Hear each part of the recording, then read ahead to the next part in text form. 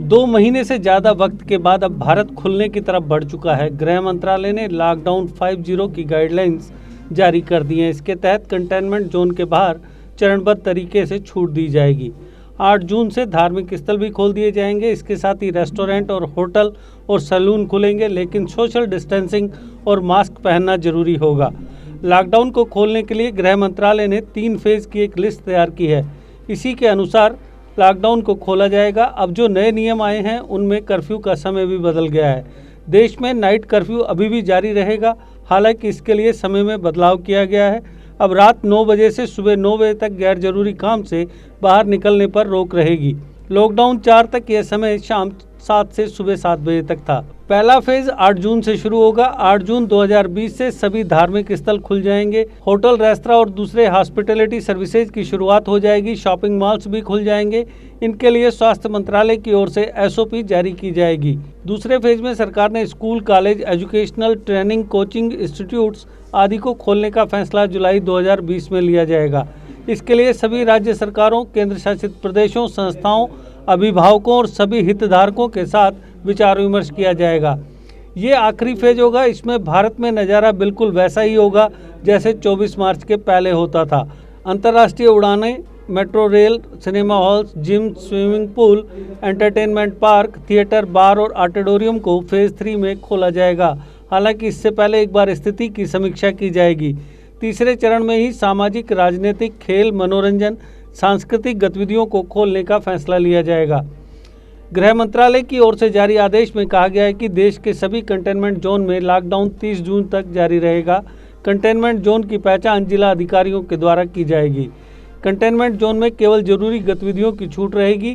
Containment zone में lockdown नियमों को सख्ती से लागू करने को कहा गया है। मेडिकल इमरजेंसी के अलावा किसी व्यक्ति को कंटेनमेंट जोन से बाहर जाने या बाहर से अंदर आने की इजाज़त नहीं होगी। राज्य बफर जोन की भी पहचान कर सकते हैं। गृह मंत्रालय ने कहा कि स्थिति को देखते हुए यदि राज्यों को कंटेनमेंट जोन के बाहर कुछ गतिविधियों पर रोक की आवश्यकता महसूस होती है तो वे ऐसा कर सकेंगे। स्कूल, कॉलेज और शैक्षणिक संस्थान खोले जाने पर फैसला सरकार बाद में लेगी। 8 जून से धार्मिक स्थल, होटल, रेस्तरां आदि खोलने की इजाज़त दी गई है। धीरे धीरे थिएटर, जिम, स्विमिंग पूल और ट्रांसपोर्ट को भी शुरू किया जाएगा, लेकिन गृह मंत्रालय ने स्पष्ट कहा है कि लोगों को इस संक्रमण को रोकने और अपनी सुरक्षा के लिए कुछ नियमों का पालन करना जरूरी होगा। गृह मंत्रालय ने कहा है कि सार्वजनिक स्थानों, कार्यस्थलों और सफ़र के दौरान सभी को फेस कवर करना जरूरी होगा। PM मोदी पहले भी कह चुके हैं कि लोग घर में बने मास्क या गमछे का प्रयोग करें। लोगों को एक दूसरे के बीच 6 फीट यानी करीब 2 गज की दूरी बनाए रखने की हिदायत दी गई है। दुकानों पर एक साथ 5 से ज़्यादा ग्राहकों को इकट्ठा होने की इजाज़त नहीं होगी। गृह मंत्रालय ने मास गैदरिंग पर पहले की तरह प्रतिबंधों को जारी रखा है। ज़्यादा लोगों को एक जगह पर इकट्ठा होना और समारोह करना अलाउ नहीं होगा। शादी के लिए 50 मेहमानों की इजाज़त दी गई है। वहीं अंतिम यात्रा में 20 लोग से ज़्यादा शामिल नहीं हो सकते। केंद्र ने गाइडलाइंस में कहा है कि अगर कोई सार्वजनिक स्थानों पर थूकता है तो राज्य सरकार के नियमों के मुताबिक उस पर जुर्माना लगाया जाएगा। शराब, पान मसाला, गुटखा, तंबाकू का सार्वजनिक स्थलों पर सेवन प्रतिबंधित रहेगा।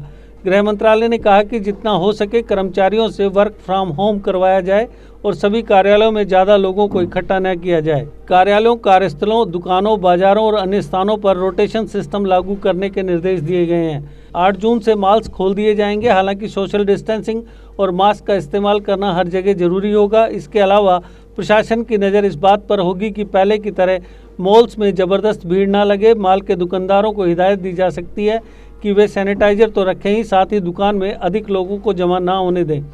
मुमकिन है कि उल्लंघन करने पर दुकानदार पर जुर्माने का भी प्रावधान हो। 8 जून से रेस्टोरेंट भी खुल जाएंगे। लॉकडाउन के चौथे चरण में रेस्टोरेंट को होम डिलीवरी के लिए केवल किचन खोलने की इजाज़त मिली थी। अब ये पूरी तरह खुल गया है। वैसे रेस्टोरेंट खुलेंगे तो कुछ नई व्यवस्था देखने को मिल सकती है। या तो टेबल काफ़ी दूर दूर लगाने होंगे या फिर हर टेबल को एक चैम्बर या केबिन में बदलना होगा, जिससे कि सोशल डिस्टेंसिंग भी बनी रहे और रेस्टोरेंट का नुकसान भी ना हो। साथ ही लगातार सैनिटाइजेशन करते रहना होगा। होटल इंडस्ट्रीज के लिए यह राहत भरी खबर है। 8 जून से होटल इंडस्ट्री खुल जाएगा। लॉकडाउन 4 में होटल और हॉस्पिटैलिटी इंडस्ट्रीज को छूट नहीं मिली थी। जिन होटल का इस्तेमाल कोरोना वॉरियर्स या मरीजों को रखने के लिए किया जा रहा था, केवल उन्हें छूट मिली थी।